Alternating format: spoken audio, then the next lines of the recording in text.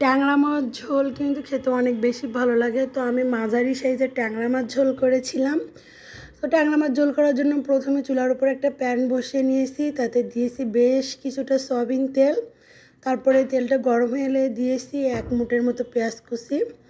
পেঁয়াজটা বাদামি কালার করে ভেজে নিয়েছি, নিয়ে এতে দিয়ে দিয়েছি 1.5 টেবিল চামচের মতো রসুন পেস্ট। তারপরে দিয়ে দিয়েছি স্বাদ মতো লবণ, 1 চা চামচ হলুদের গুঁড়া, 1 চা চামচ ঝালের গুঁড়া, 1 চা চামচ ধনিয়ার গুঁড়া দিয়ে একটু সামান্য পানি দিয়ে ভালোভাবে নেড়েচেড়ে কষিয়ে নিয়েছি। মশলাটা ভালোভাবে কষানো হয়ে গেলে এতে দিয়েছি আগে থেকে পরিষ্কার করে রাখা ট্যাংরা মাছ।